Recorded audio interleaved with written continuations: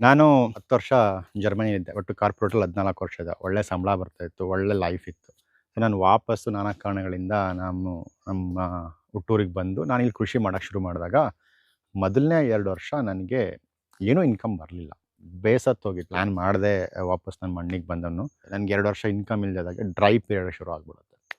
So ಆವಾಗ ನನಗೆ ನನ್ನ ಫಾರ್ಮಿಂಗ್ ಲೈಫ್‌ನ ವಾಪಸ್ಸು ಕಾರ್ಪೊರೇಟ್‌ಗೆ ಹೋಗ್ಬಿಡೋಣಪ್ಪ ಅನ್ನೋ ಸ್ಟೇಜಿಗೆ ರೀಚ್ ಆಗಿಬಿಟ್ಟಿದ್ದೆ. ಬಟ್ ಛಲ ಇಲ್ಲೇ ಉಳಿಸ್ಕೊತು. ಮಣ್ಣಿನ ಪ್ರೀತಿ ಇಲ್ಲೇ ಉಳಿಸ್ಕೊತು. ಅದೃಷ್ಟವತ್ತ ನನಗೆ ಈ ಬಾಳೆ ನನ್ನ ಬಾಳನ್ನ ಬಂಗಾರ ಮಾಡ್ತು ಅಂತಲೇ ಹೇಳ್ಬೋದು. ಯಾಕಂತಂದರೆ ನನಗೆ 2ನೇ ವರ್ಷದಿಂದ ಬಾಳೆದು ಇನ್ಕಮ್ ಶುರು ಆಯಿತು. ಯಾವ ರೀತಿ ಇನ್ಕಮ್ ಅಂತಂದರೆ, ಇಡೀ ನನ್ನ ತೋಟಗಳನ್ನೆಲ್ಲ ಇದರಿಂದನೇ ಮ್ಯಾನೇಜ್ ಮಾಡೋ ಅಷ್ಟು ಇವಾಗ ನನಗೆ ರೆಗ್ಯುಲರ್ ಆಗಿ ಬಾಳೆಯಲ್ಲಿ ಇನ್ಕಮ್ ಬರ್ತಾಯಿದೆ. ನಾನು ಯಾವ್ಯಾವ ರೀತಿ ಬಾಳೆಗಳು ಬೆಳೆದಿದ್ದೀನಿ ಅಂತಂದರೆ, ಆಗಲೇ ಹೇಳಿದಾಗೆ ಏಲಕ್ಕಿ ಬಾಳೆ ಇದೆ, ಮದರಂಗ ಇದೆ, ನಂಜನಗೂಡು ರಸಬಾಳೆ ಇದೆ, ಚಂದ್ರ ಬಾಳೆ ಇದೆ, ಪಚ್ಚ ಬಾಳೆ ಇದೆ, ಮಧ್ಯ ನೇಂದ್ರ ಬಾಳೆ ಇದೆ. ಎಲ್ಲ ರೀತಿ ಬಾಳೆಗಳನ್ನು ನಾನು ಜೋಡಿಸಿದ್ದೀನಿ ಇಲ್ಲಿ. ಸೊ ಇನಿಷಿಯಲಿ ನಾನು ಪ್ಲ್ಯಾನ್ ಮಾಡ್ಬೇಕಾದ್ರೆ 12 ಬೈ ರೋ ಟು ರೋ 12 ಇತ್ತು, ಪ್ಲ್ಯಾಂಟ್ ಟು ಪ್ಲ್ಯಾಂಟ್ 6 ಇತ್ತು. ಅದರಿಂದ 1 ಎಕರೆಯಲ್ಲಿ 600 ಗಿಡಗಳು ಕುಂತಿತ್ತು. ಇವಾಗ ಹಿಂಗೆ ಕೂತಿದೆ ಅಂದರೆ ಗುಂಪು ಬಾಳೆ ಮಾಡಿರೋದ್ರಿಂದ ಸೊ 12 ರೋ ಟು ರೋ ಇನ್ನೂ 12 ಇದೆ. ಪ್ಲ್ಯಾಂಟ್ ಟು ಪ್ಲ್ಯಾಂಟು ಬೇರೆ ಬೇರೆ ಡೈಮೆನ್ಷನ್ಗಳಿದೆ. ಸೊ ಕನಿಷ್ಠ ಅಂತಂದ್ರು 8 ಅಡಿಯಿಂದ 15 ಅಡಿ 16 ಅಡಿ ತನಕನೂ ಡಿಫ್ರೆನ್ಸಸ್ ಇದೆ. ನನಗೆ ಒಂದು ವಾರಕ್ಕೆ ಕನಿಷ್ಠ ಅಂದರೆ 1 ಎಕರೆಯಲ್ಲಿ 100 ಕೆಜಿ ಬಾಳೆಹಣ್ಣು ಬರ್ತಾ ಇದೆ. ಸೊ ಈ 100 ಕೆಜಿನ ನಾನು ಮಾರ್ಕೆಟಿಗೆ ತೊಗೊಂಡೋಗಿ ಫಿಕ್ಸ್ ರೇಟಲ್ಲಿ ನಂಗೆ ಸಿಗ್ತಾ ಇರೋದ್ರಿಂದ ನನಗೆ ಫಿಕ್ಸ್ಡ್ ಇನ್ಕಮ್ ಥರ ನನಗೆ ಇವಾಗ ಈ ಸಿಸ್ಟಮ್ ನಂಗೆ ತಂದು ಕೊಟ್ಬಿಟ್ಟಿದೆ. ಸರಿ, ಈಗ ಬಾಳೆ ಏನೋ ಬೆಳೆದ್ಬಿಟ್ಟೆ. ನಿಮ್ಮ ಪ್ರಶ್ನೆ ಹೆಂಗೆ ಬೆಳೆದ್ರಿ ಅನ್ನೋ ಕೇಳ್ತೀರಾ? ಪ್ಲ್ಯಾಂಟ್ ಮಾಡ್ಬೇಕಾದ್ರೆ ನಾನು ಏನು ಮಾಡಿದೆ ಅಂದರೆ, ಗುಂಡಿ ತೆಗೆದು ಆ ಗುಂಡಿನ 15 ದಿವಸ ಬಿಸಿಲಿಗೆ ಬಿಟ್ಟೆ. ಬಿಸಿಲಿಗೆ ಯಾಕೆ ಎಕ್ಸ್ಪೋಸ್ ಮಾಡ್ತೀವಿ ಅಂತಂದರೆ, ನಾನ್ ಬೆನಿಫಿಷಿಯಲ್ ಬ್ಯಾಕ್ಟೀರಿಯಾಗಳೆಲ್ಲ ಸಾಯಲಿ ಅನ್ನೋ ರೀತಿಗೆ ಗುಂಡಿನ 15 ದಿವಸ ಹಾಗೆ ಬಿಟ್ಟು, 15 ದಿವಸ ಆದಮೇಲೆ ಅಲ್ಲಿಗೆ ಕಾಂಪೋಸ್ಟ್ ತುಂಬಿದೆ. ನಂದೇ ವರ್ಮಿ ಕಾಂಪೋಸ್ಟ್ ಪ್ರೊಡಕ್ಷನ್ ಆಗುತ್ತೆ. ಆ ವರ್ಮಿ ಕಾಂಪೋಸ್ಟ್ನ ಎನ್ರಿಚ್ ಮಾಡಿ ಟ್ರೈಕೋಡರ್ಮಾ, ಸೂಡೋಮೋನಾಸು, ಮೆಟರೈಸಿಯಮ್ಮು, ಪೆಸಿಲೋಮೈಸಿಸ್ಸು, ಮತ್ತು ಜೀವಾಮೃತ, ನಂದು ವರ್ಮಿ ವಾಶು, ಪಂಚಗವ್ಯ ಎಲ್ಲ ಇನಾಕ್ಯುಲೆಂಟ್ಸ್ನೂ ಹಾಕಿ ಒಂದು ಗುಂಡಿಲಿ ಹಾಕಿಬಿಟ್ಟು ಕೆಲವು ದಿವಸ ಬಿಟ್ಬಿಟ್ಟೆ. ಸೊ ಆವಾಗ ಅದು ಅಲ್ಲೇ ಫರ್ಮೆಂಟೇಷನ್ನು ಅಥವಾ ಮಲ್ಟಿಪ್ಲಿಕೇಶನ್ ಆಗ್ತಾ ಹೋಯಿತು. 15 ದಿವಸ ಆದಮೇಲೆ ನಾನು ನನ್ನ ಬಾಳೆ ಗಿಡಗಳನ್ನ ತಂದು ಹಾಕಿದೆ. ಮೊದಲನೇ ತಿಂಗಳು, 2ನೇ ತಿಂಗಳು ಚೆನ್ನಾಗೇ ಬಂತು ಇಲ್ಲಿ. 3ನೇ ತಿಂಗಳಲ್ಲಿ ಏನಾಯಿತು ಅಂತಂದರೆ, ಅಕ್ಕಪಕ್ಕದ ಜಮೀನಲ್ಲಿ ಬಾಳೆಗಳು ನೋಡಿದಾಗ ನನ್ನ ಬಾಳೆ ಸ್ವಲ್ಪ ಕುಂಠಿತ ಇತ್ತು. ಸೊ ಯಾಕೆ? ನನಗೆಲ್ಲ ಚೆನ್ನಾಗಿದೆ, ಆರೋಗ್ಯಕರ, ತುಂಬ ಚೆನ್ನಾಗಿದೆ ನೋಡೋಕ್ಕೆಲ್ಲ. ಬಟ್ ಬೆಳವಣಿಗೆ ಕಡಿಮೆ ಇತ್ತು. ಬಟ್ ಇಲ್ಲಿ ಚೆನ್ನಾಗಿ ಬರ್ತಿದೆ, ಆದರೆ ಹೈಟ್ ಕಡಿಮೆ ಇದೆ. ಬಟ್ ಅವಾಗ ಗೊತ್ತಾಯಿತು, ಕೆಮಿಕಲಲ್ಲಿ ಬೂಸ್ಟರ್ಸ್ಗಳಿದೆ, ಅದನ್ನು ಹಾಕಿದಾಗ ಇನಿಷಿಯಲಿ ಗ್ರೋತ್ ಆಗಿಬಿಡುತ್ತೆ ಫಾಸ್ಟಾಗಿ ಅಂತ. ಸೊ ನಮ್ಮಲ್ಲಿ ನಂದು ಆರ್ಗ್ಯಾನಿಕಲಿ ಬೆಳೆದಿರೋ ಬಾಳೆ ಬೇರೆ ಬಾಳೆಗಳಿಗೆ ಯಾವಾಗ ಈಕ್ವಲ್ ಆಯಿತು ಅಂದರೆ 7 ತಿಂಗಳು ಆದಮೇಲೆ, 7 ಮಂತ್ಸ್ ಆದಮೇಲೆ ಯಾವ ರೀತಿ ಫಾಸ್ಟಾಗಿ ಬಂತು ಅಂದರೆ, ವಿತಿನ್ 1 ಮಂತು ಕೆಮಿಕಲ್ ಬಾಳೆ ಬೆಳೆದಿದ್ರಲ್ಲ ಆ ಈಕ್ವಲೆಂಟಿಗೆ ಬಂದುಬಿಡ್ತು. ಯಾಕೆ ಅಂತ ಯೋಚನೆ ಮಾಡಿದೆ. ಫಸ್ಟು ನಮ್ಮ ಸಾವಯವದಲ್ಲಿ ಮಾಡ್ಬೇಕಾದ್ರೆ ಗಿಡಗಳು ಬೇರು ತನ್ನ ವಾಸಸ್ಥಾನನ ಗಟ್ಟಿ ಮಾಡ್ಕೊಳ್ಳುತ್ತೆ. ಅಂದರೆ ಬೇರ್ನೆಲ್ಲ ಹರ್ಡ್ಕೊಂಡು ಹೋಗ್ತಾ ಇರುತ್ತೆ. ಅದು ಅದೆಲ್ಲನೂ ಸೆಟ್ ಮಾಡ್ಕೊಂಡ್ಮೇಲೆ ಅದು ಗ್ರೋತ್ ರ್ಯಾಪಿಡಾಗಿ ತುಂಬ ಫಾಸ್ಟಾಗಿ ಬೆಳೆಯೋಕ್ಕೆ ಶುರು ಆಗಿಬಿಡುತ್ತೆ. ಸೊ ಇದು ಕಾರಣ ಅಂತ ತಿಳಿತು. ಸೊ ಅದಕ್ಕೆ ಇವಾಗ ನಾನು ಹೊಸ್ದಾಗಿ ಎಷ್ಟೇ ಬಾಳೆ ಹಾಕಿದ್ರು, ಅಥವಾ ಬಾಳೆ ಯಾರ್ಯಾರು ಹೊಸ್ದಾಗಿ ಹಾಕ್ತೀರಾ, ನೀವು ಇನಿಷಿಯಲಿ ನಿಮ್ಮ ಗ್ರೋತು ಫಸ್ಟ್ 3 ಮಂತ್ಸು ನಾರ್ಮಲಾಗಿ ಬರುತ್ತೆ. 3 ಮಂತ್ಸ್ ಆದಮೇಲೆ ಇಳುವರಿ ಕಡಿಮೆ ಇರುತ್ತೆ. ನೀವೇನಾದ್ರು ಚೆನ್ನಾಗಿ ನ್ಯೂಟ್ರಿಯೆಂಟ್ಸ್ನ ಕೊಟ್ಟರೆ 7 ಮಂತ್ಸ್ ಆದಮೇಲೆ ತುಂಬ ಚೆನ್ನಾಗಿ ಬರುತ್ತೆ. ಸೊ ತಲೆ ಕೆಡಿಸ್ಕೋಬೇಡಿ. ನಿಮ್ಮದು ಮೈಂಡಲ್ಲಿ ಏನಿರಬೇಕು ಅಂತ, ನಾನು ಅದಕ್ಕೆ ಬೇಕಾಗಿರೋಂಥ ನ್ಯೂಟ್ರಿಯೆಂಟ್ಸ್ನ, ಸನ್ಲೈಟ್ನ, ಏರಿಯೇಷನ್ನ ಕೊಡ್ತಿದ್ದೀರಾ, ಅದ್ರ ಬಗ್ಗೆ ತಲೆ ಕೆಡಿಸ್ಕೊಳ್ಳಿ. ಅದನ್ನು ಕರೆಕ್ಟಾಗಿ ಕೊಟ್ಟರೆ ಸ್ವಲ್ಪ ಲೇಟ್ ಆಗ್ಬೋದು ಹೊರತು ನಿಮಗೆ ಏನೂ ತೊಂದರೆ ಆಗೋಲ್ಲ. ನೆಕ್ಸ್ಟು ಹೆಂಗೆ ಮ್ಯಾನೇಜ್ ಮಾಡಬೇಕು? ಸೊ ನಾನು ಪ್ರತಿ 6ರಿಂದ 8 ವಾರಕ್ಕೆ ಒಮ್ಮೆ ನನ್ನ ತೋಟದಲ್ಲೇ ತಯಾರು ಮಾಡ್ಕೊಳ್ಳೋ ನಾನು ವರ್ಮಿ ವಾಶ್ ತಯಾರು ಮಾಡ್ಕೋತೀನಿ. ಪಂಚಗವ್ಯ ಇದೆ, ಬಿಲ್ವಪತ್ರ ರಸಾಯನ ಇದೆ, ಅದು ಪೊಟ್ಯಾಷ್ ಅದು. ಅದಲ್ಲದೆ ಹುಳಿ ಮಜ್ಜಿಗೆ ಇದೆ. ಇದನ್ನೆಲ್ಲ ನಾನು ಒಂದು ಕಾಂಬಿನೇಷನಲ್ಲಿ 6 to 8 ವೀಕ್ಸು ಕೊಡ್ತಾ ಹೋದೆ. ಸೊ ಕೊಡ್ತಾ ಹೋದಾಗ ಆ ಗಿಡಗಳಿಗೆ ಬೇಕಾಗಿರೋ ಪೋಷಕಾಂಶಗಳೆಲ್ಲ ಸಿಗ್ತಾ ಹೋಯಿತು. ಸೊ ಆರೋಗ್ಯಕರವಾಗಿ ಬಂತು. ನಾನು ತಲೆಯಲ್ಲಿ ಇಟ್ಕೊಂಡಿದ್ದೇನೆಂದರೆ, ಮಳೆಗಾಲದಲ್ಲಿ ಬಾಳೆಗೆ ಮೇಯ್ನಾಗಿ ಬರೋದು ಸಿಗಟೊಕ್ಕ, ವಿಲ್ಟ್ ಎಲ್ಲ ಬರುತ್ತೆ. ಸೊ ಅದಕ್ಕೆ ನಾನೇನು ಮಾಡಿದೆ, ಪ್ರತಿ 6 to 8 ವೀಕ್ಸ್ ಆಗಲೇ ಹೇಳ್ದಂಗೆ ಹುಳಿ ಮಜ್ಜಿಗೆ ಮತ್ತು ಟ್ರೈಕೋಡರ್ಮಾ, ಸೂಡೋಮೋನಾಸ್, ಪೆಸಿಲೋಮೈಸಿಸ್ನ ಕೊಡ್ತಾ ಹೋಗಿದೆ ರೆಗ್ಯುಲರ್ ಆಗಿ. ಇದು ಕೊಡ್ತಾ ಇರೋದ್ರಿಂದ ಬೆನಿಫಿಷಿಯಲ್ ಫಂಗೈಗಳು ಜಾಸ್ತಿ ಆಯಿತು. ನಾನು ಅನ್ವಾಂಟೆಡ್ ಫಂಗೈಸ್ಗಳೆಲ್ಲ ಕಡಿಮೆ ಆಗ್ತಾ ಹೋಗಿ ನನ್ನ ಬಾಳೆ ರೋಗಕ್ಕೆ, ಮಳೆಗಾಲದಲ್ಲಿ ಸ್ವಲ್ಪ ಬಿಲ್ಟು ಸಿಗೋಟೊಕ್ಕ ಬಂದ್ರೂ ಅದಾಗಿದ್ದು ಅದೇ ರಿಕವರ್ ಆಗಿ ಹೋಗ್ತಾ ಇತ್ತು. ಬೇರೆ ರೀತಿ ಸ್ಪ್ರೆಡ್ ಆಗ್ತಾ ಇರಲಿಲ್ಲ. ನಾನು ಇದುವರೆಗೆ ಇನಿಷಿಯಲಿ ಸ್ವಲ್ಪ ಎಲೆಗಳನ್ನ ಕಟ್ ಮಾಡಿ ಹಾಕ್ತಾ ಇದ್ದೆ. ಈಗ ಅದು ಏನೂ ಮಾಡಲ್ಲ. ಹೆಂಗಿದೆ ಹಾಗೆ ನಾನು ನಿಜವಾಗ್ಲೂ ಲಿಟ್ರಲಿ ನನ್ನ ಕೆಲಸ ಇಲ್ಲಿ ಝೀರೋ. ಏನು ಬರೋದು, ಗೊನೆ ಕಟ್ ಮಾಡ್ಕೊಳ್ಳೋದು, ಮಾರೋದು. ಆ ರೀತಿ ಸಿಸ್ಟಮ್ ಕ್ರಿಯೇಟ್ ಆಗಿಬಿಟ್ಟಿದೆ. ಯಾಕಂದರೆ ನಾನು ಮಾಡ್ತಾ ಇದ್ದಂತಹ ನ್ಯೂಟ್ರಿಯೆಂಟ್ ಮ್ಯಾನೇಜ್ಮೆಂಟ್ ಇದುವರೆಗೆ ಮುಂದಕ್ಕೆ ಬೇಕಾಗಿಲ್ಲ. ಈಗ 3 ವರ್ಷ ಆಗೋಗಿದೆ. ಇನ್ಮೇಲೆ ನನ್ನ ನ್ಯೂಟ್ರಿಯೆಂಟ್ ಮ್ಯಾನೇಜ್ಮೆಂಟ್ ಕಡಿಮೆ. ಸೊ ಬಟ್ ನಾನು ಹೊಸ್ದಾಗಿ ಮಾಡೋ ಬಾಳೆಗಳಿಗೆ ನಾನು ಈಗ್ಲೂ 6ರಿಂದ 8 ವಾರಕ್ಕೊಂದ್ಸರಿ ನ್ಯೂಟ್ರಿಯೆಂಟ್ಸ್ನ ಕೊಡ್ತಾ ಹೋಗ್ತೀನಿ. ಸೊ ಇವಾಗ ಒಂದು ಹೊಸ ಟ್ರಯಲ್ ಮಾಡಿದ್ದೀನಿ. ಬಯೋಚಾರ್ ಮತ್ತು ವರ್ಮಿ ಕಾಂಪೋಸ್ಟ್ನ ಮಿಕ್ಸ್ ಮಾಡಿ ಬಾಳೆಗಳಿಗೆ ಕೊಡೋಕ್ಕೆ ಶುರು ಮಾಡಿದ್ದೀನಿ. ತುಂಬ ಚೆನ್ನಾಗಿ ಬರ್ತದೆ. ನಾನು ಬೇರೆ ವೀಡಿಯೋದಲ್ಲಿ ನಿಮ್ಗೆ ಅದ್ರ ಬಗ್ಗೆ ಹೇಳ್ತೀನಿ. ಈಗ ನಾನು ಆಗಲೇ ಹೇಳ್ದಂಗೆ ನನ್ನ ಬಾಳೆ 3 ವರ್ಷ ಆಗಿದೆ. ಸೊ ಇನ್ನೂ ಎಷ್ಟು ವರ್ಷ ನಾನು ಈ ಬಾಳೆನ ಇಟ್ಕೋಬೋದು. ಇದು ನಾವು ಮೇಂಟೈನ್ ಮಾಡೋ ರೀತಿ ಹೋಗುತ್ತೆ.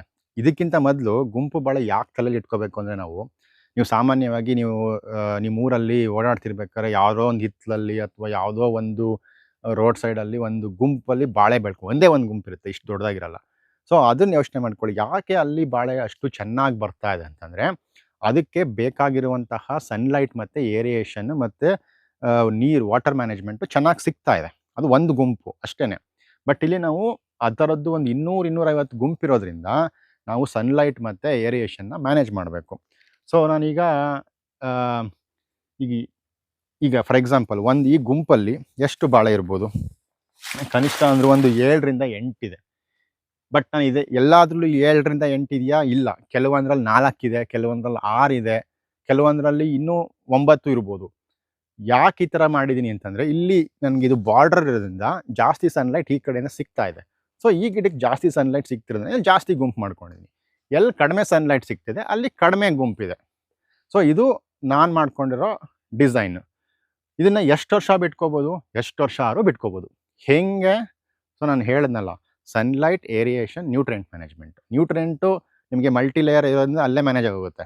ಬಟ್ ಸನ್ಲೈಟ್ ಮತ್ತು ಏರಿಯೇಷನ್ ಅಲಾಂಗ್ ವಿತ್ ವಾಟರ್ ತುಂಬ ಇಂಪಾರ್ಟೆಂಟು. ಸೊ ನೀವು ನೋಡಬೇಕು ನಿಮ್ಮ ಬಾಳೆ ಎಷ್ಟು ಆರೋಗ್ಯಕ್ಕೆ ಅಂದರೆ ಬುಡ ಹೇಳಿಬಿಡುತ್ತೆ. ಬಾಳೆದು ಪ್ರಾಕೃತಿಕವಾಗಿ ಅದರದ್ದೇ ಒಂದು ಡಿಸೈನ್ ಇದೆ. ಅದು ಏನಂತಂದರೆ, ನೀವು ಅಬ್ಸರ್ವ್ ಮಾಡಿದರೆ ಗೊತ್ತಾಗುತ್ತೆ ನೋಡಿ. ಇದೊಂದು ಬಾಳೆ ಎಲೆಗಳು ಫ್ರೆಶ್ ಆಗಿ ಬಂದರೆ ಇಷ್ಟು ಹಸಿರಾಗಿರುತ್ತೆ. ಅದು ಕ್ರಮೇಣ ಒಣಗ್ತಾ ಹಿಂಗಾಗೋಗುತ್ತೆ. ಸೊ ಬಾಳೆಯಲ್ಲಿ ಯಥೇಚ್ಛವಾಗಿ ಫಾಸ್ಫರಸ್ ಇದೆ. ಇದು ನೆಲಕ್ಕೆ ಬಿದ್ದಾಗ ಫಾಸ್ಫರಸ್ ಕಂಟೆಂಟ್ ಜಾಸ್ತಿ ಆಗುತ್ತೆ. ಸೊ ನಮ್ಮ ರೈತರು ಏನು ಮಾಡ್ತಾರೆ, ಟ್ರೆಡಿಷ್ನಲಿ ನಾನು ಬಾಳೆ ತೋಟ ನೀಟಾಗಿ ಇಟ್ಕೋಬೇಕು ಅಂತ ಈ ರೀತಿ ಎಲೆಗಳನ್ನೆಲ್ಲ ಕಟ್ ಮಾಡಿಬಿಡ್ತಾರೆ. ಸೊ ಅದು ಕಟ್ ಮಾಡೋ ಅವಶ್ಯಕತೆ ಇಲ್ಲ. ಯಾಕಂದರೆ ಬಾಳೆ ತನ್ನನ್ನು ತಾನು ಪ್ರೊಟೆಕ್ಟ್ ಮಾಡ್ಕೊಳ್ಳೋಕ್ಕೆ ಮಾಡ್ಕೊಂಡಿರುವಂತಹ ಡಿಸೈನ್ ಇದು. ಯಾಕೆ ಹಿಂಗೆ ಹೇಳ್ತೀನಿ ಅಂತಂದರೆ, ನೋಡಿ, ಸೂರ್ಯ ಇವಾಗ ಈ ಕಡೆ ಇದ್ದಾನೆ, ಇವಾಗ 11 ಗಂಟೆ. ಸೊ ಒಂದು 2 ಗಂಟೆಗೆ ಈ ಕಡೆ ಬರ್ತಾನೆ ಬಿಸಿಲು. ಈ ಕಡೆ ಬಂದಾಗ ಬಿಸಿಲು ನೇರವಾಗಿ ಈ ಬಾಳೆ ಕಾಂಡದ ಮೇಲೆ ಬೀಳುತ್ತೆ. ಬಾಳೆ ಕಾಂಡ ಇದು ಮೆಜಾರಿಟಿ ವಾಟರ್ ಇರುತ್ತೆ, ಇದರಲ್ಲಿ ನೀರಿನ ಅಂಶ ಯಥೇಚ್ಛವಾಗಿರುತ್ತೆ. ಸೂರ್ಯನ ಬಿಸಿಲು ನೇರವಾಗಿ ಇಲ್ಲಿ ಬಿದ್ದಾಗ ಏನಾಗುತ್ತೆ, ಅದು ವಾಟರ್ ಕಂಟೆಂಟ್ನೆಲ್ಲ ಎಳ್ಕೊಳ್ಳುತ್ತೆ. ಇದ್ರ ಮಾಯ್ಶ್ಚರ್ ರಿಟೆನ್ಷನ್ ಹೋಗ್ಬಿಡುತ್ತೆ. ಆವಾಗ ಇದು ಹೋದಾಗ ಬಾಳೆ ನಿಂತಿರೋದೇ ನೀರಿನ ಅಂಶದಲ್ಲಿ. ಸೊ ನೀರಿನ ಅಂಶ ಹೋದಾಗ ಅಷ್ಟು ಮೇಲ್ಗಡೆ ಗೊನೆ ಇದ್ದಾಗ ಅದು ತೂಕ ತಡೆಯೋಕ್ಕಾಗದೆ, ಸಾಮಾನ್ಯವಾಗಿ ನೀವು ನೋಡಿರ್ಬೋದು, ಒಂದೇ ಬಾಳೆ ಬಿಟ್ಟಿದ್ದು ಇದನ್ನೆಲ್ಲ ಕ್ಲೀನ್ ಮಾಡಿಬಿಟ್ಟಿದ್ದು ಗೊನೆ ಇದ್ದರೆ ಕೊನೆ ಮುರಿದೋಗಿರುತ್ತೆ. ಯಾಕೆ ಮುರಿದೋಗಿರುತ್ತೆ? ಬಿಸಿಲು ಜಾಸ್ತಿ ಆಯಿತು ಅಂತ. ಸೊ ಎಂಥ ಸಮ್ಮರೇ ಬರಲಿ, ಬಾಳೆ ತನ್ನನ್ನು ತಾನು ಪ್ರೊಟೆಕ್ಟ್ ಮಾಡ್ಕೊಳ್ಳೋಕ್ಕೆ ಈ ರೀತಿ ಎಲೆಗಳನ್ನ ಸುತ್ತ ಹಡ್ಕೊಂಡಿರುತ್ತೆ. ನೀವು ಎಷ್ಟೇ ಬಿಸಿಲು ಬಂದರೂ ಕಾಂಡದ ಮೇಲೆ ಬಿಸಿಲು ಹೋಗಲ್ಲ. ಆದ್ದರಿಂದ ಆರೋಗ್ಯಕರವಾಗಿ ಇರುತ್ತೆ. ಅಷ್ಟೇ ಅಲ್ಲ, ಕೆಲವೊಂದು ಗೊನೆಗಳು ನೋಡಬೇಕು, ಎಷ್ಟು ಅದ್ಭುತ ಅನಿಸುತ್ತೆ ಅಂದರೆ ಪ್ರಾಕೃತಿಕವಾಗಿ. ಇದು ಗೊನೆ ಹಿಂಗಿದ್ರೆ ಎಲೆ ಬಂದು ಗೊನೆ ಮೇಲೆ ಕೂತಿರುತ್ತೆ. ಆ ಗೊನೆನೂ ಪ್ರೊಟೆಕ್ಟ್ ಮಾಡ್ತಿರುತ್ತೆ, ಬರೀ ಗಿಡನಲ್ಲ. ಸೊ ಬಾಳೆಗೂ ಗೊತ್ತು ತನ್ನನ್ನು ತಾನು ಹೇಗೆ ಉಳಿಸ್ಕೋಬೇಕು, ಅದನ್ನು ತನ್ನ ಸಂತಾನನ ಹೆಂಗೆ ವೃದ್ಧಿ ಮಾಡಬೇಕು ಅಂತ ಅದಕ್ಕೂ ಗೊತ್ತು. ಮನುಷ್ಯ ನಾವು ಬೇರೆ ಬೆಳೆಗಳಿಗೆ ಹಸ್ತಕ್ಷೇಪ ಎಷ್ಟು ಕಡಿಮೆ ಮಾಡ್ತೀವೋ ಅಷ್ಟು ಚೆನ್ನಾಗೇ ಬರ್ತಾ ಹೋಗುತ್ತೆ. ನಾವೇ ಸುಮ್ಮನೆ ತಲೆ ಕೆಡಿಸ್ಕೊಳ್ಳೋದು, ಅದು ಮಾಡಬೇಕು, ಇದು ಮಾಡ್ಕೊಡ್ಬೇಕು ಅಂತ ಕೆಲಸ ಜಾಸ್ತಿ ಮಾಡ್ತೀವೋ ಹೊರತು ಕೆಲಸ ಹೆಂಗೆ ಕಡಿಮೆ ಮಾಡಬೇಕು ಅಂತ ಯೋಚನೆ ಮಾಡಲ್ಲ. ನಾನು ನನ್ನ ತೋಟದಲ್ಲಿ ಒಂದು 4-5 ಜಾತಿ ಬಾಳೆ ಬೆಳೆದಿದ್ದೀನಿ. ಅದರಲ್ಲಿ ನನ್ನ ಫೇವ್ರೇಟ್ ಬಾಳೆ ಬಂದು ನಂಜನಗೂಡು ರಸಬಾಳೆ. ಸೊ ಯಾಕಂತಂದರೆ ಅದು ತಿಂದರೆ ಒಳ್ಳೆ ಬೆಣ್ಣೆ ತಿಂದಂಗೆ ಅನಿಸುತ್ತೆ. ಅಷ್ಟು ಸಾಫ್ಟಾಗಿ, ರುಚಿಕರವಾಗಿ, ಆರೋಗ್ಯಕರವಾಗಿ ಕೂಡ ಇರುತ್ತೆ. ಅದು ಬಿಟ್ಟು ನನಗೆ ಏಲಕ್ಕಿ ಬಾಳೆನೂ ಇಷ್ಟ. ಸೊ ನೇಂದ್ರ ಇದೆ, ಪಚ್ಚಬಾಳೆ ಇದೆ, ರಸಬಾಳೆ ಹೇಳಿದೆ, ಚಂದ್ರಬಾಳೆ ಇದೆ, ಹೀಗೆ ನಾನಾ ರೀತಿ ಬಾಳೆಗಳು. ಇವಾಗ ಹೊಸ್ದಾಗಿ ವೆನಿಲಾ ಬಾಳೆ ಟ್ರೈ ಮಾಡ್ತಾ ಇದ್ದೀನಿ. ವೆನಿಲಾ ಬಾಳೆ ಐ ಆಮ್ ಎಕ್ಸೈಟೆಡ್. ಅದರ ಟೇಸ್ಟ್ ಮಾಡಬೇಕು ಅಂದರೆ ವೆನಿಲಾ ಐಸ್ ಕ್ರೀಮ್ ತಿಂದಂಗೆ ಇದೆ ಅಂತ ಹೇಳ್ತಾರೆ. ನಾನು ಇನ್ನೂ 1-1.5 ವರ್ಷ ಕಾಯಬೇಕು, ನೋಡೋಣ. ನನ್ನ ಬಾಳೆ ಬೆಳೆಗಳನ್ನ ಹೆಂಗೆ ಮಾರ್ಕೆಟ್ ಮಾಡ್ತಾ ಇದ್ದೀನಿ ಅಂತಂದರೆ, ನನ್ನದೇ ಆದ ಓನ್ ಮಾರ್ಕೆಟ್ ಕ್ರಿಯೇಟ್ ಮಾಡ್ಕೊಂಡಿದ್ದೀನಿ. ಅಂದರೆ ಡೈರೆಕ್ಟ್ ಕನ್ಸ್ಯೂಮರ್ ಬೇಸ ಇದೆ. ಒಂದು ವಾರ ಬಾಳೆಹಣ್ಣು ಕೊಡಲಿಲ್ಲ ಅಂತಂತಂದರೆ ಮಿಸ್ ಮಾಡ್ಕೋತಾರೆ, ಆ ರೀತಿ ಮಾರ್ಕೆಟ್ ಕ್ರಿಯೇಟ್ ಆಗಿದೆ. ಬಟ್ ಇದು ಇವಾಗ ಹಳೆ ಕತೆ ಏನಂತಂದರೆ, 1 kg ಬಾಳೆಹಣ್ಣನ್ನ ಸೆಲ್ ಮಾಡೋಕ್ಕೂ ಕಷ್ಟಪಡ್ತಾ ಇದ್ದೆ. ಸೊ ಪ್ರತಿಯೊಬ್ಬರು ರೈತರು ಎಷ್ಟು ಎಫರ್ಟು ಬೆಳೆಗಳನ್ನ ಬೆಳೆಯೋಕ್ಕೆ ಹಾಕ್ತಿರೋ, ಅಷ್ಟೇ ಎಫರ್ಟು ಮಾರ್ಕೆಟಿಂಗಿಗೂ ಹಾಕಿ. ಸೊ ಖಂಡಿತವಾಗಿಯೂ ನೀವು ನಿಮ್ಮ ಲಾಭ ಅಲ್ಲೇ ಡಬಲ್ ಆಗಿಬಿಡುತ್ತೆ. ಯಾಕಂತಂದರೆ ಸುಮ್ಮನೆ ಇಲ್ಲೇ ಬಿಟ್ಟರೆ ಯಾರೋ ಬರ್ತಾರೆ, ನಿಮ್ಮ ಬಾಳೆ ಅರ್ಧ ರೇಟು ಕೇಳ್ತಾರೆ, ಅವರು ಅರ್ಧ ರೇಟ್ ಇಟ್ಕೋತಾರೆ. ಸೊ ನೀವು ಎಷ್ಟು ಒಂದು ವರ್ಷ ಕಷ್ಟಪಟ್ಟಿರೋದನ್ನ ಅವರು ಒಂದಿನದ ಲಾಭ ಮಾಡ್ಕೋತಾರೆ. ಅದೇ ಇನ್ನೊಂದು ಸ್ವಲ್ಪ ಜಾಸ್ತಿ ಕಷ್ಟಪಟ್ಟರೆ ನಿಮ್ಮ ಬೆಳೆಗಳಿಗೆ ನಿಮಗೆ ಒಳ್ಳೆ ರೇಟ್ ಸಿಗುತ್ತೆ. ಇದು ಸ್ವಲ್ಪ ದಿವಸ ನೀವು ಒಂದು ಮಾರ್ಕೆಟ್ ಕ್ರಿಯೇಟ್ ಮಾಡ್ಕೊಳ್ಳೋ ತನಕ ಕಷ್ಟ ಅನಿಸ್ಬಿಡುತ್ತೆ. ಮಾರ್ಕೆಟ್ ಕ್ರಿಯೇಟ್ ಮಾಡ್ಕೊಂಡ್ಮೇಲೆ ನೀವು ಏನೂ ಮಾಡಲೇಬೇಕಾಗಿಲ್ಲ. ನಮ್ಮ ತೋಟದಲ್ಲಿ ಹೆಂಗಾಗಿದೆ ಅಂದರೆ, ಎಷ್ಟೊಂದು ಜನ ತೋಟಕ್ಕೆ ಬಂದು ಬಾಳೆಹಣ್ಣುಗಳನ್ನ ತೊಗೊಂಡು ಹೋಗ್ತಾ ಇದ್ದಾರೆ. ಸೊ ನಮ್ಮ ಸುತ್ತಮುತ್ತ ಮೈಸೂರಿಂದ ಬರ್ತಾರೆ, ನಮ್ಮ ತೋಟ ನೋಡೋಕ್ಕೆ ನೂರಾರು ಜನ ಬರ್ತಾರೆ. ಬಂದವರೆಲ್ಲ ಹಣ್ಣುಗಳು ತೊಗೊಂಡು ಹೋಗ್ತಾರೆ. ಸೊ ಈ ರೀತಿ ಮಾರ್ಕೆಟ್ಗಳು ಅದೇ ಕ್ರಿಯೇಟ್ ಆಗ್ತಾ ಹೋಗುತ್ತೆ. ನೀವು ಅದ್ರ ಕಡೆ ಸ್ವಲ್ಪ ಗಮನ ಕೊಡಬೇಕು ಅಷ್ಟೇ. ಸೊ ಈಗ ನನ್ನ ಬಾಳೆಗೆ ವರ್ಷ ಪೂರ್ತಿ ಒಂದೇ ರೇಟ್ ಇರೋದ್ರಿಂದ ನನಗೆ ಯಾವಾಗಲೂ ಲಾಭನೇ ಹೊರತು ನಷ್ಟ ಅನ್ನೋದಿಲ್ಲ. ಆಮೇಲೆ ಇನ್ನೊಂದು, ನನ್ನ ಬಾಳೆ 15 kg ಬಂದ್ರೂ ಅದೇ ರೇಟು, 5 kg ಬಂದ್ರೂ ಅದೇ ರೇಟು ನನಗೆ. ಸೊ ಅದರಿಂದ ನಾನು ನನ್ನ ಇಳುವರಿ ಎಷ್ಟು ಬರುತ್ತೆ ಅಂತ ನಾನು ತಲೆನೂ ಕೆಡಿಸ್ಕೊಂಡಿಲ್ಲ. ಚೆನ್ನಾಗೇ ಬರ್ತಾ ಇದೆ ಅಂದು ತಲೆ ಕೆಡಿಸ್ಕೊಂಡಿಲ್ಲ. ಸೊ ನನ್ನ ಗಮನ ಏನಿದ್ರು, ನನ್ನ ಹಸ್ತಕ್ಷೇಪ ಎಷ್ಟು ಕಡಿಮೆ ಮಾಡೋಕ್ಕಾಗುತ್ತೋ ಅಷ್ಟು ಕಡಿಮೆ ಮಾಡಿಕೊಂಡು ಹೋಗ್ತಾ ಇದ್ದೀನಿ.